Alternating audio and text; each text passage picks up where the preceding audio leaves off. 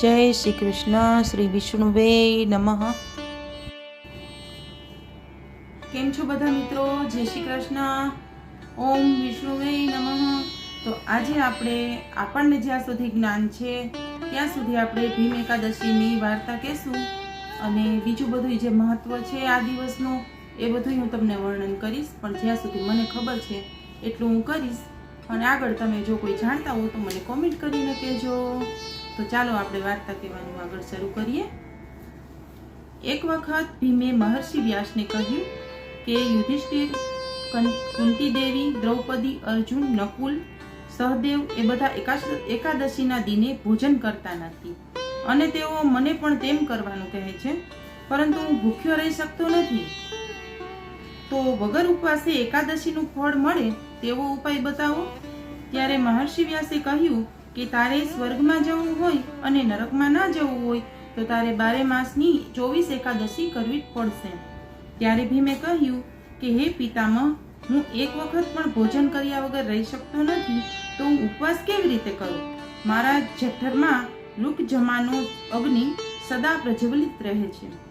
બહુ જ ખોરાક ખાઉં ત્યારે જ શાંત થાય છે, તેથી બહુ તો વર્ષમાં એક ઉપવાસ કરી શકું। तो तमे मने कहो कि क्या मास में कई तिथिए उपवास करूं तेथी मारू कल्याण थाय?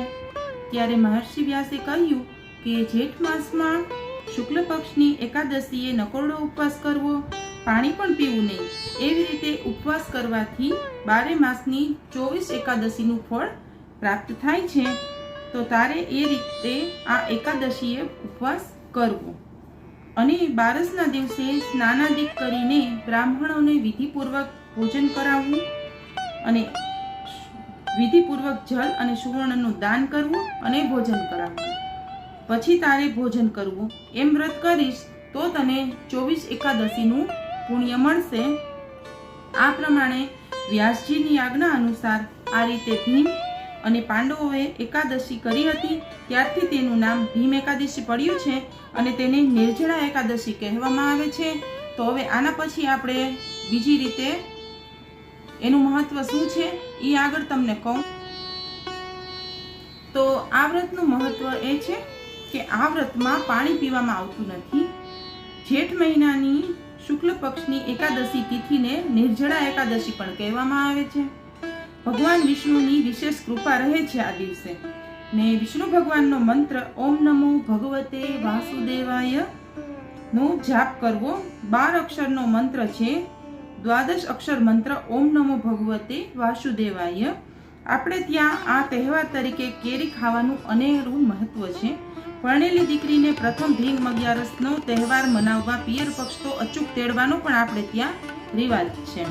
કેટલીક જગ્યાએ જુગાર કે નાણાંથી રમવાનો રિવાજ છે, પણ ખૂબ ખરાબ આદત છે। જૈન ધર્મમાં પણ આ દિવસે કેરી નથી ખવાતી, આ દિવસ પછી કેરી નથી ખવાતી ને ભગવાનને નિવેદમાં કેરી ધરી અને પછી આપણે પ્રસાદ જમવાનું છે। આ દિવસે નિર્જળા ઉપવાસ કરનારની મનોકામના પૂર્ણ થાય છે અને તેમજ તેને ધન લાભ પણ થાય છે। ખાસ કરીને ભીમ અગિયારસના દિવસે આખો દિવસ કોઈ પણ ભોજન તથા જળ લીધા વગર રહેવાની હોય છે। આથી જ એનું નામ નિર્જળા એકાદશી કહેવામાં આવે છે। અને હજી એક બીજી કથા છે। આ એકાદશીમાં ભગવાન શિવના શિવલિંગની પૂજા કરવામાં આવે છે। આ દિવસે એવી માન્યતા છે કે પાંડુ પુત્ર ભીમ ક્યારેય ભૂખ્યા રહી ન શક્યા હોવા છતાં તે દિવસે તેમણે આખો દિવસ ઝાડ પર બેઠા બેઠા પસાર કર્યો હતો અને તે જે ઝાડ પર બેઠા હતા તે ઝાડ બીલીપત્રનું ઝાડ હતું અને તે ઝાડની નીચે અપૂજ્ય શિવલિંગ ઘણા વખતથી હતા અને તે દિવસે એકાદશી હોવાથી ભીમ દ્વારા અજાણતા જ ભૂખ્યા તરસ્યા તે શિવલિંગની પૂજા થઈ ગઈ। તેથી ભગવાન શિવ ભીમ પર ખુશ થયા અને તેને આશીર્વાદ આપ્યા। અને બીજી એક કથા છે એ આ પ્રમાણે છે। 5 પાંડવથી માંડી ભીમસેને આ એકાદશીનું વ્રત કરેલું। ભીમને આ વ્રત કરવાનું ભગવાન શ્રી કૃષ્ણએ ભીમને કહેલું।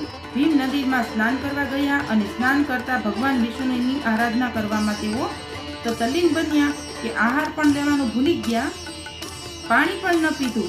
આ એકાદશીને નિર્જલા એકાદશી એટલે ભીમ અગિયારસ કહેવામાં આવે છે। તો ત્રીજી એક કથા છે આ પ્રમાણે છે। ભગવાન ત્રિવિધમની વિધિપૂર્વક પૂજા કરવામાં આવે છે ને કહેવાય છે કે ભગવાન વિષ્ણુની આ દિવસે પૂજા કરવાથી બાલાજીના દર્શન થાય છે। માન્યતા પ્રમાણે સમસ્ત પાપ અને કષ્ટોનું નિવારણ થાય છે. અને વ્રત કરવાના જો ફાયદા તમારે જાણવા હોય તો એ તમને કહી દઉં. તો વ્રત કરવાથી શું ફાયદા મળે છે?